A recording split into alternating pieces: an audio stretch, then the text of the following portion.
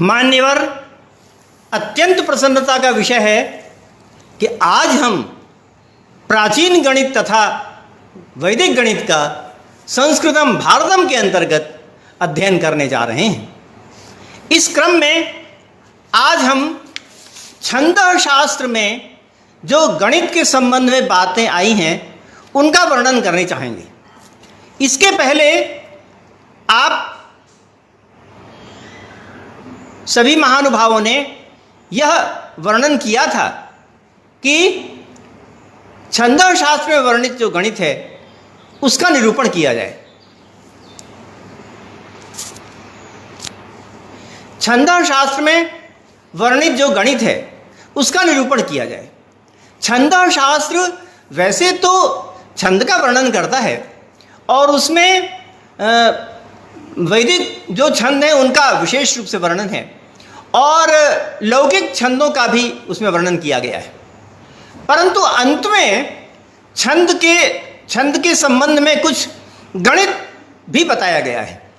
तो ये जो गणित है वह सामान्यतया लोगों को बहुत कठिन प्रतीत होता है और आप सब लोगों का यह अनुरोध था कि मैं छंद में जो अंत में गणित आया है उसको आपके समक्ष वर्णन करूं। इसलिए प्राचीन गणित में जो छंद के अंत में गणित आया है उसको मैं आपके समक्ष आज व्याख्या करूंगा। छंद के अंत में जो गणित आया है उसमें यह बताया गया है कि जो गुरु और लघु अक्षर होते हैं उनको किस प्रकार से कितने प्रकार से रखा जा सकता है। पहले मैं भूमिका के तौर पर कुछ बातें कहूं। ऐसा है कि किसी श्लोक में अथवा किसी वेद मंत्र में बहुत से अक्षर होते हैं और उन अक्षरों के आधार पर छंदों की विविध प्रकार होते हैं। छंद के जो विविध प्रकार हैं वो अक्षरों के आधार पर हैं।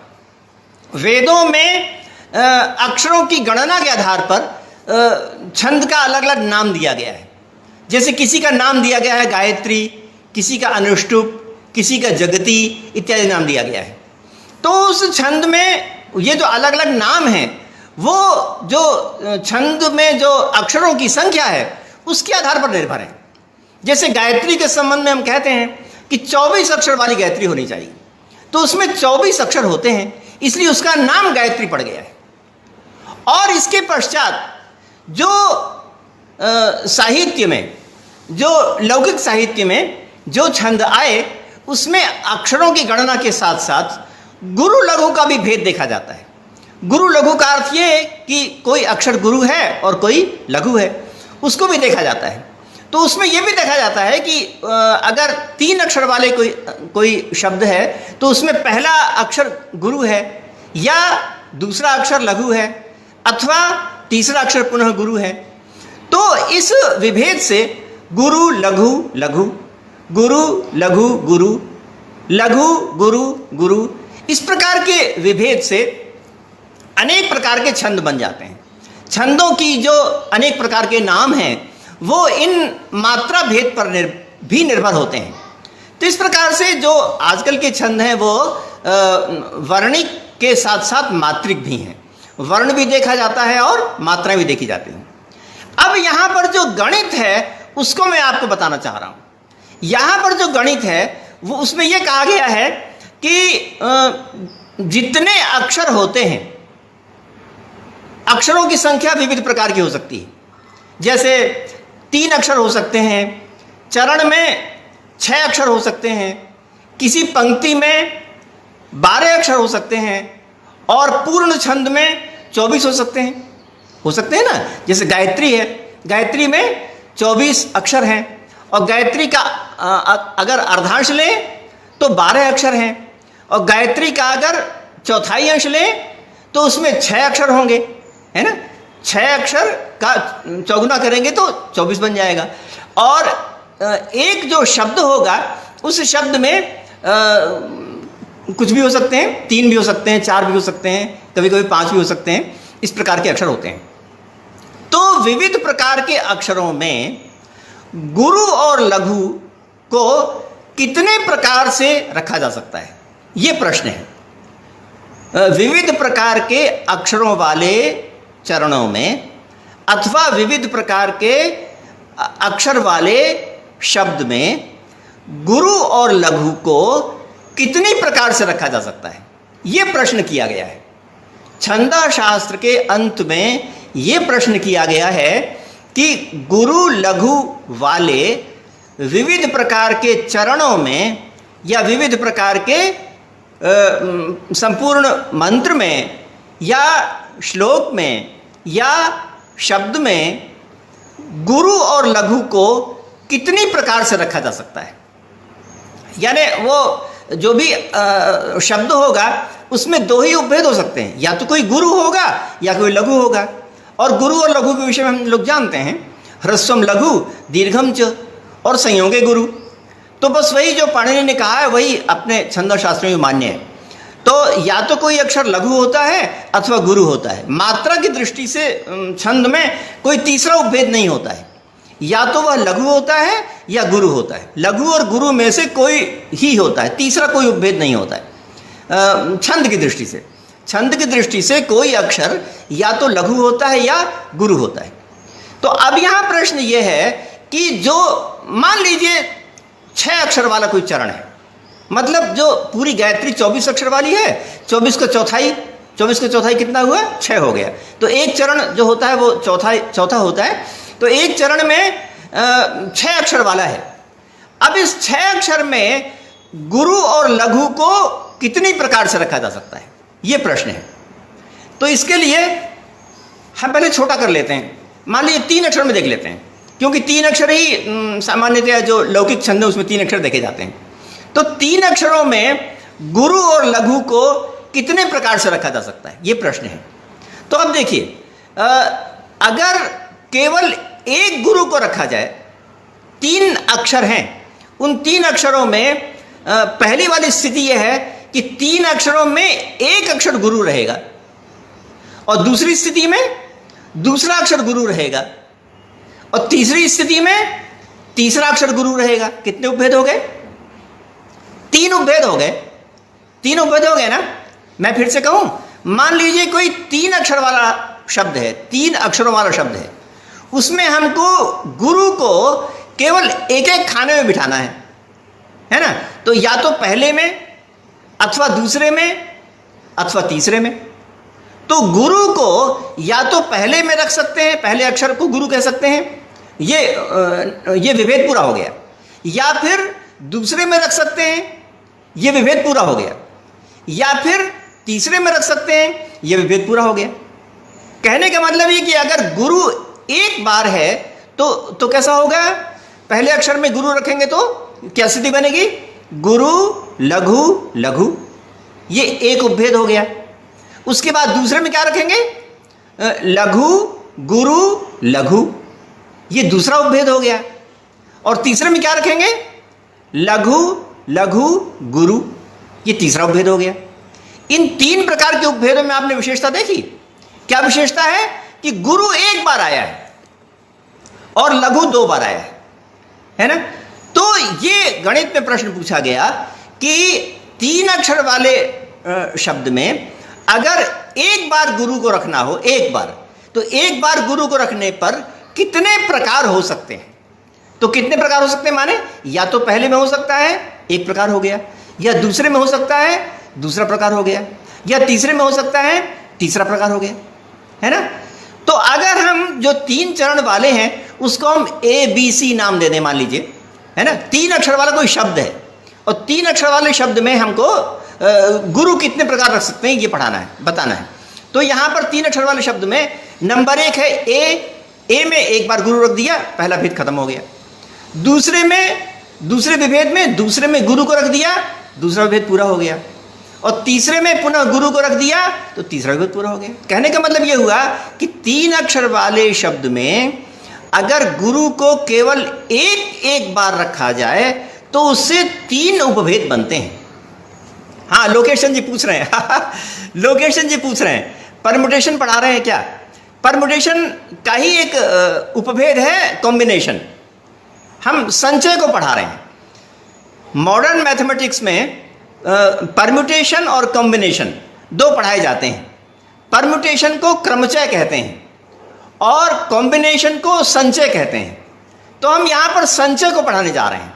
जो छंद शास्त्र में जो अंत में गणित लिखी हुई है उसको मॉडर्न मैथमेटिक्स में संचय कहा जाता है अथवा कॉम्बिनेशन कहा जाता है। तो जो मॉडर्न मैथमेटिक्स में संचय अथवा कॉम्बिनेशन है उसी बात को पिंगल छंद सूत्र में अंत में पढ़ाया गया है, अंत में बताया गया है।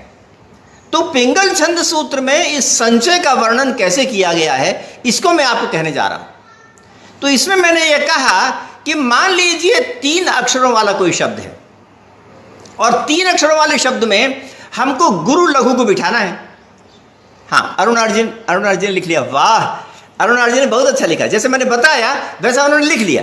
अरुण अर्जुन ने लिखा गुरु लघु लघु, उसके बाद आपने लिखा गुरु लघु गुरु, उसके बाद आपने लिखा लघु लघु गुरु।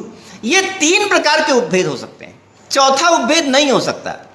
अगर 3 प्रकार के अक्षरों में केवल गुरु को एक एक बार बिठाया जाए तो 3 उपभेद हो सकते हैं। मेरी बात सुन रहे हैं? आप चाहें तो कॉपी में लिख सकते हैं। अगर 3 अक्षरों वाले शब्दों में, अगर 3 अक्षरों वाले शब्दों में गुरु को केवल एक एक बार बिठाया जाए तो इसके 3 उपभेद बन सकते हैं। ठीक है, इसके 3 उपभेद बन सकते हैं। और इसके पश्चात अब आगे चलते हैं। अब अगर गुरु गुरु को 2 बार बिठाया जाए तो कितने बन सकते हैं, है ना? गुरु गुरु को 2 बार बिठाया जाए तो इसको हम ए बी सी में आसानी से कर सकते हैं। मान लीजिए ए बी सी ये 3 अक्षर है ना? एक अक्षर को हमने ए कह दिया, 2 अक्षर को बी कह दिया, तीसरे अक्षर को सी कह दिया। ए बी सी नाम के 3 अक्षर हैं और उन 3 अक्षरों में हमको गुरु गुरु का युग्म देना। युग्म माने 2 बार युग्म आएगा। तो कैसे करेंगे? या तो करेंगे ए बी अथवा करेंगे ए सी अथवा करेंगे बी सी। यही 3 उपभेद बन सकते हैं। चौथा उपभेद बने तो बताइए। चौथा उपभेद नहीं बन सकता, है ना? ए बी सी ये 3 स्थान हैं। इन 3 स्थानों में गुरु गुरु का युग्म लेना है, माने 2 जगह पर गुरु को बिठाना है। तो या तो हम ए में गुरु को बिठा दें और बी में गुरु को बिठा दें तो ए बी बन गया, या फिर हम ए में गुरु को बिठा दें और सी में गुरु को बिठा दें तो ए सी बन गया, अथवा हम बी में गुरु को बिठा दें या सी में गुरु को बिठा दें तो बी सी बन गया। ये 3 ही प्रकार हो सकते हैं, है ना? मैं इसको उस ढंग से कह दूं, मैं उस ढंग से कहूँगा तो अगर पहले में बिठाएंगे तो गुरु गुरु लघु, ठीक है? उसके पश्चात गुरु लघु गुरु और उसके पश्चात लघु गुरु गुरु। ये 3 ही प्रकार हो सकते हैं। हाँ, ए बी ए सी, हाँ लोकेशन लिखा है A B A C B C, बिल्कुल ठीक, बिल्कुल ठीक, ऐसे ही बनेगा। तो हम ये जो गुरु है उसको या तो ए और बी दोनों में बिठाएंगे, एक उपभेद बन गया, अथवा ए और सी में बिठाएंगे तो दूसरा बन गया। हाँ, प्रियंका जी ने भी लिख लिया। वाह बहुत अच्छा, बहुत अच्छा प्रियंका जी, बहुत अच्छा। आपने लिखा कि ए बी में बिठाया आपने तो आपने गुरु गुरु लघु कर दिया और उसके पश्चात गुरु लघु गुरु कर दिया और उसके पश्चात लघु गुरु गुरु कर दिया। ठीक है बहुत अच्छा, बहुत अच्छा। तो ये हो गया। और तीसरा प्रकार कौन होगा? जबकि हम तीनों ले लें, मतलब तीनों में गुरु को बिठा दें तो तीनों में गुरु को बिठाएंगे तो कितने उपभेद बनेंगे? एक ही। जब तीनों में पहले में भी गुरु हो गया, दूसरे में भी गुरु हो गया और तीसरे में भी गुरु हो गया तो अब कोई चौथा तो प्रकार हो नहीं सकता। तो अगर 3 को लें, गुरु को तीनों जगह पर बिठा दें तो एक उपभेद बनता है, ठीक है ना? और गुरु को अगर 0 बार करें, 0 बार माने गुरु को कहीं बिठाए ही नहीं तो भी 1 बार बन जाएगा, है ना? गुरु को कहीं भी ना बिठाएं तो क्या रहेगा? तो रूपरेखा रहेगी लघु लघु लघु, इस प्रकार रहेगी, तो वो भी एक उपभेद बन गया। तो इस प्रकार से 3 अक्षरों वाले शब्द में गुरु को हम इन प्रकारों से बिठा सकते हैं। अगर हम गुरु को 0 बार बिठाएं तो एक उपभेद। अगर हम गुरु को 1 बार बिठाएं तो 3 उपभेद। अगर हम गुरु को 2 बार बिठाएं तो 3 उपभेद। अगर हम गुरु को 3 बार बिठाएं तो 1 उपभेद। इस प्रकार 4 प्रकार के उपभेद होते हैं, है ना। अगर 3 अक्षरों वाला कोई शब्द है, 3 अक्षरों वाला कोई शब्द है, तो गुरु को या तो हम 0 बार बिठा सकते हैं, अथवा 1 बार बिठा सकते हैं, अथवा 2 बार बिठा सकते हैं, अथवा 3 बार बिठा सकते हैं। बस, इससे ज़्यादा नहीं कर सकते, है ना। तो अगर गुरु को 0 बार बिठाएंगे तो कितने उपभेद बनेंगे? गुरु को 0 बार बिठाएंगे तो 1 उपभेद, और गुरु को अगर 1 बार बिठाएंगे तो 3 उपभेद। अगर गुरु को 2 बार बिठाएंगे तो 3 उपभेद। अगर गुरु को 3 बार बिठाएंगे तो 1 उपभेद। याद रहेगा, आप लिख सकते हैं। अगर गुरु को 0 बार बिठाएंगे तो बताइए,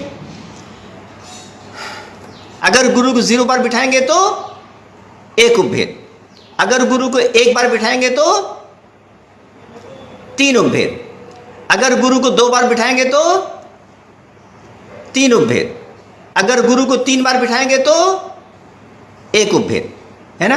तो 1 3 3 1 ये बना ना, 1 3 3 1 ऐसा बना। तो ये आपके स्क्रीन में कुछ दिखाई पड़ रहा है, आप अपने स्क्रीन में देख रहे हैं। स्क्रीन में लिखा है हमने मेरु प्रस्तार। तो ये मेरु प्रस्तार, इसको प्राचीन विद्वानों ने इसको मेरु प्रस्तार नाम दिया है ना। तो इसमें नंबर 3 वाली जो है, नंबर 3 वाली जो पंक्ति है, उसमें आप देखिए क्या लिखा हुआ है, 1 3 3 1 लिखा हुआ है कि नहीं? बताइए, लिखा है कि नहीं? मेरु प्रस्तार में जो नंबर 3 वाली पंक्ति है, उसमें क्या लिखा हुआ है? 1 3 3 1 लिखा हुआ है कि नहीं है? आप में से कोई बताइए। आप स्क्रीन में देख रहे हैं, स्क्रीन में नंबर 3 वाली पंक्ति में 1 3 3 1 लिखा हुआ है कि नहीं?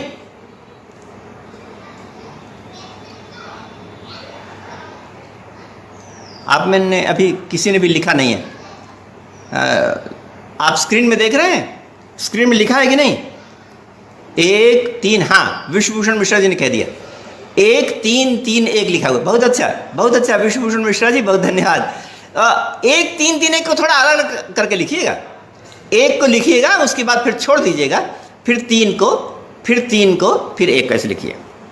तो ये 3 अक्षरों वाले शब्द में गुरु कितनी प्रकार हो सकता है, इसका तरीका है। अब अगर 4 वाले ले लें तो उसका भी बन जाएगा। तो 4 वाले अगर लें तो उसके कितने उपभेद बनेंगे? वो मेरे प्रस्ताव में लिखा हुआ है, 1 4 6 4 1 लिखा है ना। अगर 4 अक्षर वाला शब्द हो तो उसमें 1 4 6 4 1 इस प्रकार उपभेद बनेंगे। थोड़ा सा इसको हम और विस्तार से कह दें। 1 4 4 का मतलब क्या? अगर गुरु 1 बार आएगा तो 4 उपभेद बनेंगे। अगर गुरु 1 बार आएगा तो 4 उपभेद बनेंगे कि नहीं? मान लीजिए ए में गुरु को रखा तो 1 उपभेद हो गया, बी में रखा तो 1 उपभेद हो गया, सी में गुरु को रखा तो 1 उपभेद हो गया, डी में गुरु को रखा तो 1 उपभेद हो गया, 4 उपभेद हो गए, है ना। अगर गुरु एक ही है तो या तो ए में रखेंगे, या केवल बी में रखेंगे, या केवल सी में रखेंगे, या केवल डी में रखेंगे। तो इस प्रकार से ए में 1 उपभेद, बी में 1 उपभेद, सी में 1 उपभेद, डी में 1 उपभेद, इस प्रकार से 4 उपभेद हो गए। हम 4 अक्षर वाला ले रहे हैं इस समय। अब अगर हम 4 अक्षर वाले में 2-2 कर लें, मतलब गुरु को 2 बार बिठाएं, है ना जी। अक्षर 4 है, अक्षर में शब्द जो है वो 4 अक्षरों से बना है। तो 4 अक्षरों से बना हुआ एक शब्द है, और इस शब्द में गुरु को हमको दो दो बार बिठाना है, मतलब गुरु गुरु इस प्रकार दो दो बार बिठाना है ना। तो अगर हम 4 अक्षर लें तो ABCD से ज़रा आसानी रहती है, तो ABCD से हम लोग कर लेते हैं। 4 अक्षर का मतलब ABCD। अब हम इसको दो दो का युग्म लेंगे, तो युग्म में हम क्या करेंगे, AB है ना, गिनते जाइए, AB AC AD BC BD CD, है ना जी, इतने उपभेद बनेंगे। हाँ, अरुणार्जी ने लिखा, हाँ अरुणार्जी ने तो लिख लिया, वाह आप तो बहुत आगे हैं। हाँ, इन्होंने भी लिख लिया, प्रदीप कुमार जी ने भी लिख लिया, 1 4 6 4 1। तो आपने लिख लिया, और मैं थोड़ा समझाना चाह रहा था, वैसे शायद आपने समझ भी लिया है, परंतु मैं समझाना चाह रहा था कि 6 कैसे बन गया, 6 कैसे बन गया बताइए। ABCD 4 अक्षर है ना, और उसमें गुरु गुरु को 2 बार बिठाना है, तो कैसे होगा, AB में गुरु गुरु को बिठा देंगे, ये कितना उपभेद बना है, 1 उपभेद बना। और AC और AD और PC और BD और CD, ये 6 उपभेद बन गए। बना लेंगे ना आप आसानी से, बहुत आसानी से बना लेंगे, है ना।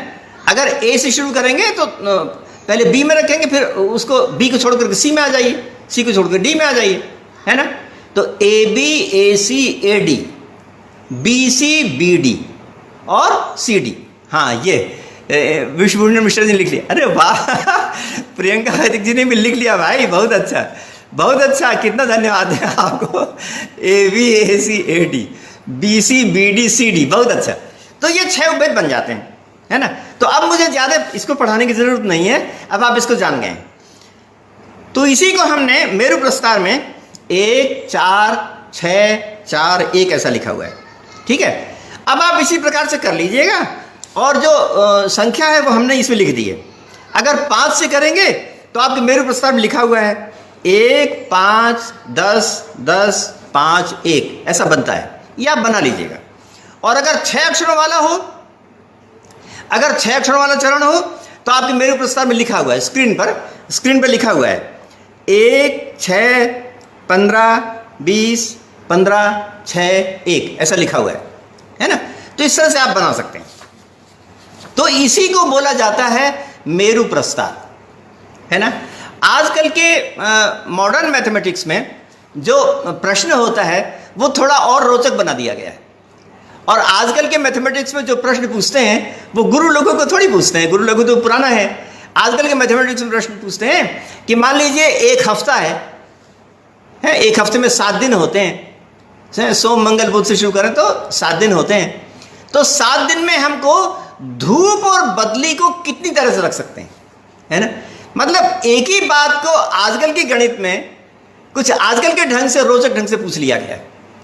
वो पूछते हैं मॉडर्न मैथमेटिक्स में, छंद शास्त्र में जो बात पूछी गई है उसको मॉडर्न मैथमेटिक्स में इस तरह से पूछते हैं कि 1 हफ्ते में धूप और बदली को किस प्रकार रखा जा सकता है, कितने प्रकार से रखा जा सकता है, ऐसा पूछते हैं। तो मान लीजिए अगर केवल 1 हफ्ते में 1 दिन धूप है और बाकी 6 दिन बदली, तो ऐसा 7 दिन हो सकता है। मान लीजिए सोमवार को 1 दिन धूप है, बाकी दिन बदली, मंगलवार को 1 दिन धूप है, बाकी दिन बदली, बुधवार को 1 दिन धूप है, बाकी दिन बदली। तो ये पहला उपभेद हो गया। सोमवार को 1 दिन धूप है, बाकी बदली, ये एक उपभेद हो गया। मंगलवार को 1 दिन धूप है, बाकी बदली, दूसरा उपभेद हो गया। ये तीसरा उपभेद हो गया। कहने का मतलब है कि धूप को अगर एक बार रखें, हफ्ते में धूप को अगर एक बार रखें तो उससे 7 उपभेद बनते हैं। हफ्ते में धूप को अगर एक बार रखें तो उससे 7 उपभेद बनते हैं। और उसके पश्चात अगर हफ्ते में 2 दिन धूप रखें, बाकी दिन बदली, मतलब सोम मंगल को धूप, बाकी दिन बदली, है ना। बुध बृहस्पति को धूप, बाकी दिन बदली, शुक्र शनि को धूप, बाकी दिन बदली। इस प्रकार से 2-2 का युग्म अगर रखा जाए तो कितने उपभेद बन सकते हैं, है ना। तो इसको आप बड़े आसानी से जान सकते हैं मान लीजिए धू पर बदली करना, फिर इसको ABCD कर लेते हैं, ABCDEFG, यहाँ तक ले लेंगे। तो कितने बनेंगे? AB, AC, AD, AE, AF, इतने बन गए। उसके बाद B से शुरू कर देंगे, BC, BD, BE, BF। उसके बाद C से शुरू कर देंगे, CD, CE, CF। उसके बाद D से शुरू कर देंगे, DF। इस प्रकार से बन जाएगा, है ना, बहुत आसानी से बन जाएगा, उसमें आपको कुछ नहीं करना है। तो ये सवाल का जवाब हो जाता है। तो इसी को बोला गया है मेरु प्रस्तार। और मेरु प्रस्तार की कई खास बातें हैं। उन खास बातों की तरफ भी छंद शास्त्र के विद्वानों ने ध्यान आकर्षित किया है। एक विशेषता तो यह है कि ये जो उपभेद बताए गए हैं, उन सब उपभेदों का, अब मैं दूसरी बात बताने जा रहा हूँ। ये बात मैंने पूरी कर ली, माने कितने उपभेद बनेंगे ये बात मैंने पूरी कर ली। अब इसकी मैं एक दूसरी बात बताने जा रहा हूँ कि ये जितने भी उपभेद बनते हैं, उन उपभेदों की जो योग है, माने जो जोड़ है, वो सदा 2 का घात होता है। हाँ, दिलीप अधिकारी ने लिखा 128, बिल्कुल ठीक लिखा है। संभवतः नहीं, सही है। संभवतः नहीं, सही है। दिलीप अधिकारी जी बिल्कुल ठीक लिखा आपने, आपको कितना धन्यवाद दूं मैं। हाँ, कितना धन्यवाद दूं। 128 सही है। उसी को मैं बताने जा रहा हूं कि कैसे हो जाता है। मैं ये कह रहा हूं कि जितने भी उपभेद आपने लिखे हैं, वो सब 2 के घात होते हैं। 2 के घात होते हैं का मतलब 2 का अगला अगला घात। जैसे कि नंबर 1 में तो 1 रहेगा, और नंबर 2 में 1 1, तो 2 का 1 घात हुआ। और नंबर 3 में क्या लिखा है आपने? 1 2 1 बराबर है 2 का वर्ग, है ना। 1 2 1 को जोड़ दीजिए। 1 2 1 का जो जोड़ है वो कितना हुआ? 2 का वर्ग हुआ। 2 का वर्ग होता है। उसके बाद आपने क्या लिखा है? 1 3 3 1। ये क्या है? ये 2 का घन है ना, मतलब 2 गुणे 2 गुणे 2। हाँ हाँ, ठीक है, विश्वभूषण मिश्र जी ने ठीक लिखा। तो 1 3 3 1 का जो जोड़ है वो क्या बनेगा? 2 गुणे 2 गुणे 2। और जो इसके नीचे लिखा है 1 4 6 4 1, ये जो इसका जो जोड़ होगा वो क्या होगा? 2 गुणे 2 गुणे 2 गुणे 2, मतलब 2 का 4th पावर, है ना, 2 का 4थी घात। और इसके आगे वाला 2 का 5वीं घात, इसके आगे वाला 2 का 6ठी घात, इसके आगे वाला 2 का 7वीं घात बनेगा। तो ये जो आपने अंत में लिखा था कि जो 6 है ना, 6 चरणों वाला जो सबसे अंत में लिखा था ना, 1 6 15 20 15 6 1, इसका जो जोड़ होगा वो क्या होगा? 2 का 6ठी घात, है ना। और हफ्ते में जो हमने बताया था उसमें 7 थे ना, तो 7 का जो सभी उपभेदों का जो जोड़ आएगा वो जोड़ क्या होगा? 2 का 7वीं घात, है ना। तो 2 का जो 6ठी घात है वो बनता है 64। 2 का 6ठी घात, 6ठी घात तो आप समझ रहे हैं ना। 6ठी घात का मतलब हुआ 2 गुणे 2 गुणे 2 गुणे 2 गुणे 2 गुणे 2, है ना, मतलब 2 को 6 बार गुणन किया। तो 2 को अगर 6 बार 2 को अगर हम 6 पावर देंगे तो जवाब आता है 64। तो 6 के जो उपभेद बनते हैं वो भी 64 आते हैं। और 7 का जो योग होगा, वो 7 का जो योग होगा वो भी कितना होगा? वो 2 का 7वीं पावर होगी, 2 का 7वीं घात होगी, है ना, 2 का 7th पावर होगी। तो 7th पावर 128 होती है। तो विश्वभूषण जी ने, हाँ, दिलीप अधिकारी जी ने लिखा था 128। तो 128 जो है वो 64 का दुगुना है ना। पहले का 2 है, उसका दुगुना हुआ 4, उसका दुगुना है 8, उसका दुगुना है 16, उसका दुगुना है 32, उसका दुगुना है 64। मतलब 6 का रखेंगे तो 64। अगर 7वां दिन करेंगे तो 7वें दिन में 64 का दुगुना, 64 का दुगुना माने 2 का 7वीं घात, 7वीं घात का मतलब 128 हो गया। तो दिलीप अधिकारी जी ने बिल्कुल सही लिखा कि 128 उनका योग आएगा। तो ये बात मेरु प्रस्तार में लिखी हुई है। अब एक छोटी सी बात हम और बता के अपनी बात पूरी करेंगे। इसमें कितने उपभेद बनते हैं? इसमें ये जो अभी आपने मेरु प्रस्ताव में लिखा है उसमें कितने उपभेद बनते हैं, इसका इन्होंने एक सूत्र बनाया हुआ है। और वे सूत्र ये है कि अगर मान लीजिए अगर 6 अक्षर हैं और उसके एक एक में रखना है तो 6 को ऊपर रखते हैं और 1 को नीचे, 6/1। तो इसका मतलब 6 उपभेद बनते हैं। और अगर 6 अक्षर हैं और उसके युग्म लेने हैं, उसका युग्म लेने हैं, तो युग्म होने पर कितने उपभेद बनेंगे? 15 उपभेद बनेंगे। तो 15 उपभेद का गणित है। गणित क्या है? 6 × 5 / 1 × 2 ऐसा है। माने 6 ऊपर रखते हैं और गुणे 5, 6 × 5, और नीचे हर में 1 × 2 रखते हैं। तो 6 × 5 बटे 1 × 2 बराबर है 15।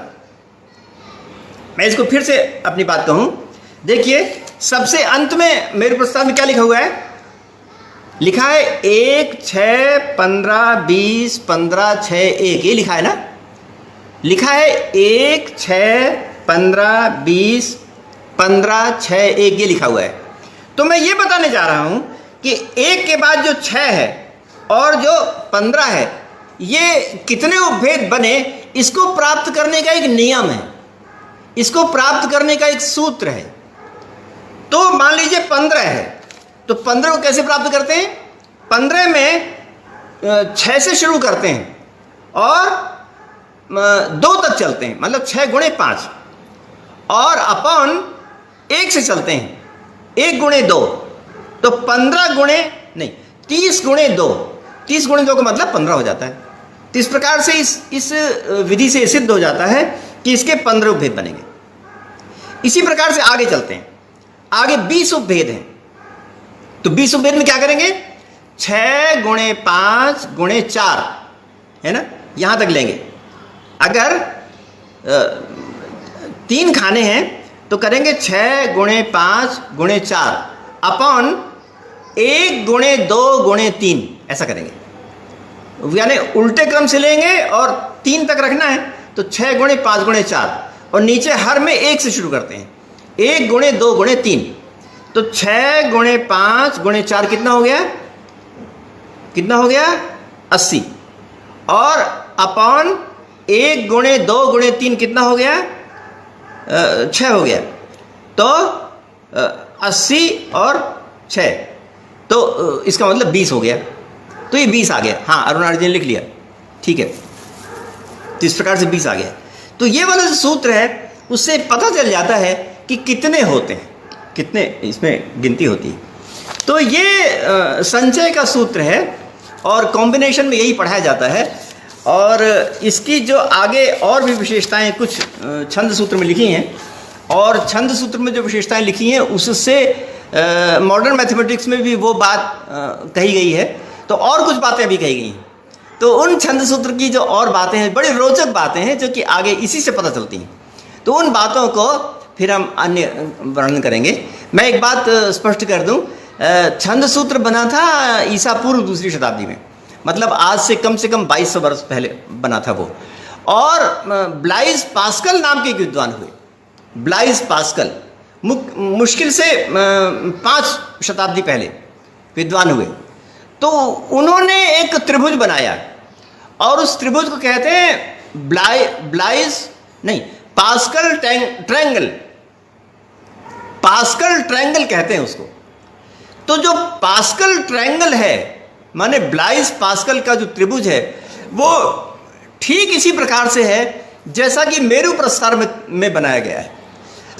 तो मेरु प्रस्तार की जो बात है वो हम लोग भी भूल गए और उसको विश्व में प्रचारित नहीं किया, तो ब्लाइज पास्कल को फिर से प्रचारित करना पड़ा। तो पूरी दुनिया जानती है कि पास्कल का त्रिभुज क्या होता है, मगर दुनिया ये नहीं जानती कि छंद सूत्र का मेरु प्रस्तार क्या होता है। तो हमारा आपका कर्तव्य बनता है कि ब्लाइस पास्कल के स्थान पर जो मेरु प्रस्तार का जो त्रिभुज बनता है उसको हम सर्वत्र प्रचारित करें और ये बता सकें कि पास्कल से कई शताब्दी पहले त्रिभुज इसमें छंद शास्त्र में इस प्रकार के मेरु प्रस्तार का निर्माण किया जा चुका था। तो मेरु प्रस्तार की ये बातें और इससे कौन कौन सी अनेक रोचक बातें पता चलती हैं, इस बात को हम कल आपके समक्ष फिर से विस्तार से प्रस्तुत करेंगे। और आपने बड़े मनोयोग के साथ बहुत अच्छे से अपनी मेरी पूरी बातों को सुना, इसलिए आपको बहुत बहुत धन्यवाद। मैं कितना धन्यवाद दूं, आपने मेरा उत्साह बढ़ाया है।